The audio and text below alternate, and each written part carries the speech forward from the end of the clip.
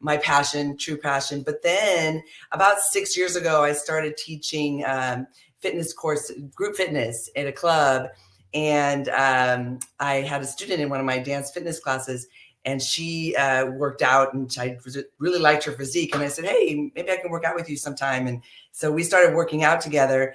And that's when I got hooked, when I saw my body start to change and what I was able to do to my own body. I've never lifted weights. My mom was a bodybuilder when she was 40 to 50 years old. And I watched her be very successful in that, but I was never interested in it. But then I got hooked when I started seeing the results and feeling stronger and looking better. And it was almost like I was looking at the Monique it was always supposed to be, because I just felt so healthy and strong. And my dancing also started improving as well, with the amount of energy and strength that I was gaining in bodybuilding. And that was just 3 yeyears ago when I started. So it's Yeah, 3 years ago. Wow. I mean, and a lot of ladies who get to sport because they started off, like you said, you had a dance background, athletic background, you were an instructor. And I think bodybuilding is so appealing for some people, especially to get out of sports. So what was your first show? What was your first show? What was that experience like for you? Right. So I didn't really know I was going to get into competing. One of my coworkers came up to me when I was training with that girlfriend of mine and said, hey, are you getting ready for a show? And I said, what do you mean? And I had no idea about the competing world of bodybuilding. I had no idea other than what I saw my mom do. I didn't know about all the different divisions and whatnot.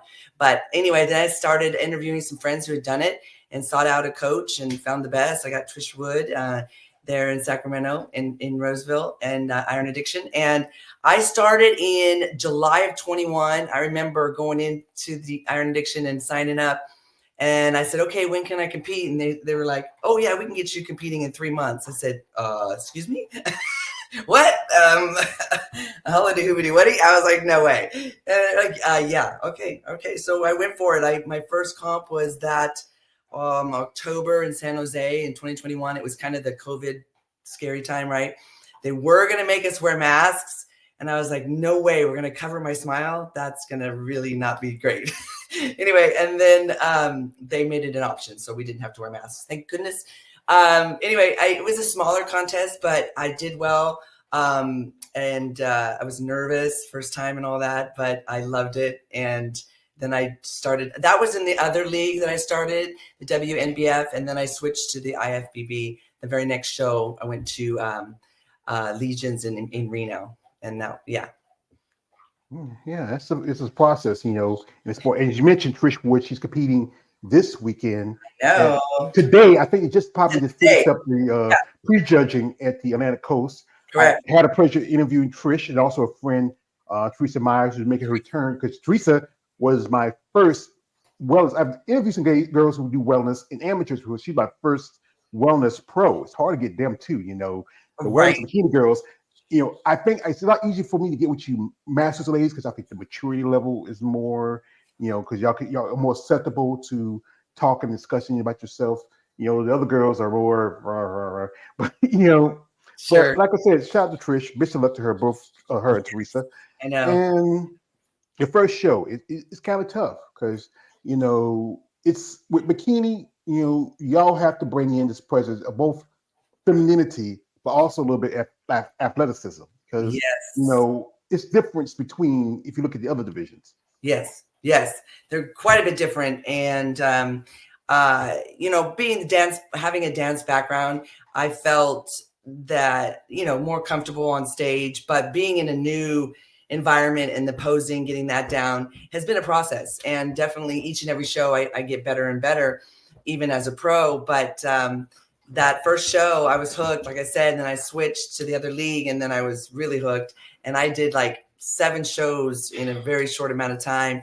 I think I went pro on my 8th show, and that was just 2 years of competing that I went pro. So I was still pinching myself that I'm a pro after just 2 years. It's just incredible, but I love it. Yeah, I interviewed a young lady who last year I think this year she turned pro last year, Uh-huh. and she only did her regional show, which got her qualified for nationals. She competed both women's bodybuilding and physique, but she got a pro card in physique. And yeah, there's some women I've known that competed for years in NPC before they got their pro cards. And sometimes it's just about time and luck. And what was the show that you earned your pro card at? And what was that like that feeling for you when they told Oh you now you're an IFBB pro?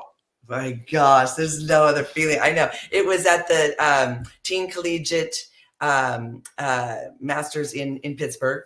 And it was last year, 2023. And I remember, you're going along in prep, you're working hard. And I remember this one moment vividly. It was a FaceTime call with my coach, Trish Wood.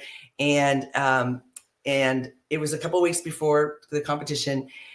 And I was posing for her, and she said, "Oh, there's a pro." And that was like the first time that it was like, maybe this is actually maybe a possibility. Like I just kept trudging along and doing my best, but I really didn't have that full confidence. But when she said that, it was just like, okay, I might have a chance here, and I'm going to go in confident and just nail it. And I went in with that confidence, and it never stopped. I hit the stage and I hit center. They put me in center right away, and I just shined and beamed. I was like, I felt it throughout my entire being that this is happening, and that I deserve this. Like I felt like I was definitely, the best one up there at that moment.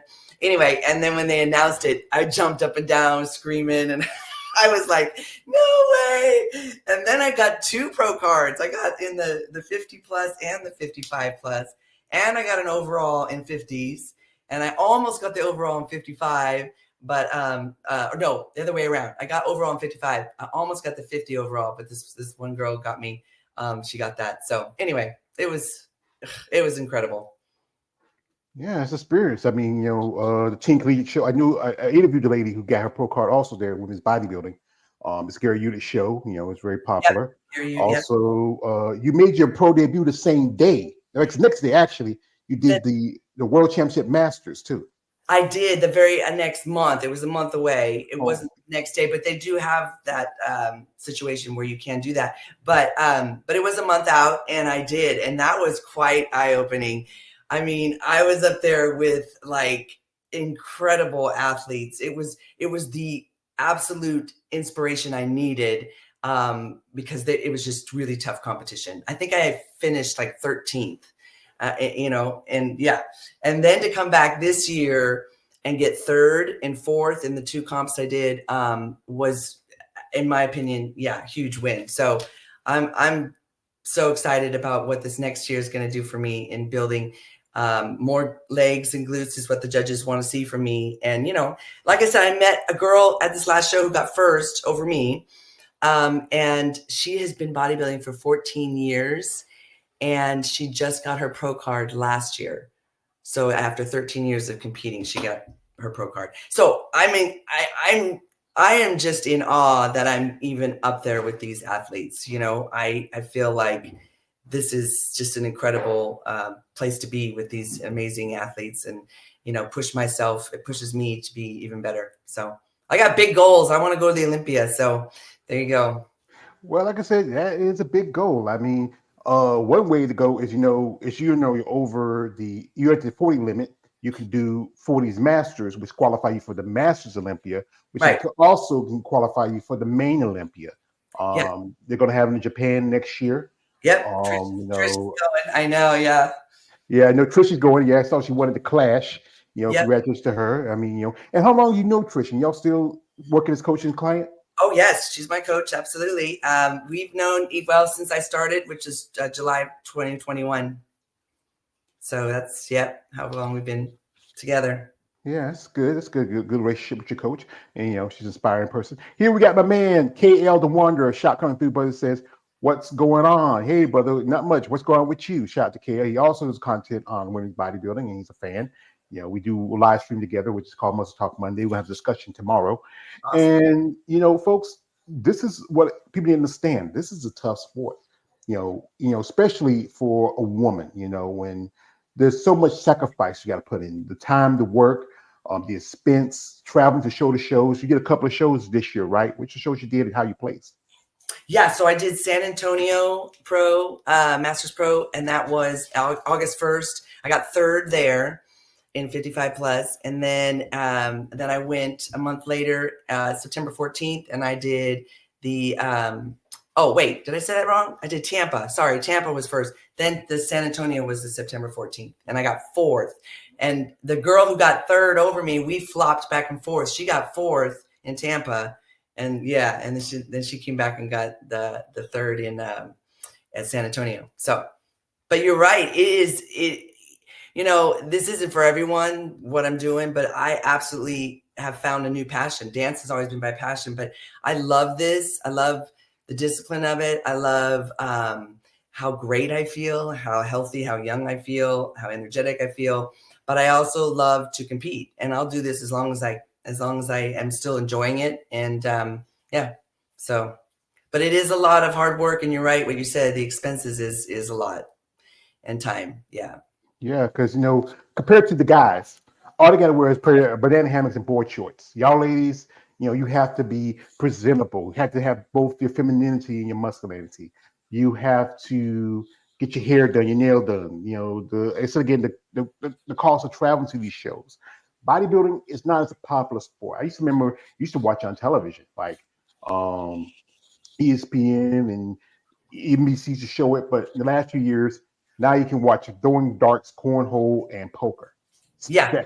This is a comment from Man KL. Shatu says, "How long you been competing, Monique?" And right. Yeah. So it's been 3 years. Yes, 3 years now. So 2 years before I went pro, I competed, and then this year has been my third year has been pro as a pro. Yeah, that's correct. Well, folks, what we're going to do is we're going to jump into social media for a bit. If you want to follow Monique, the links are in the description of this live. Check her out, support her. These ladies need most definitely support. Anything you can do to show that you are a fan. But guys, and Monique, is no offense to you. I say this because it's a warning to guys out there who we know who you are, you sick freaks. No D pics. Stop it. I know she's a cute lady. She has her red hair. She has that big smile. But guys, be respectful. This is a lady here. This is a lady. Okay? Say that shit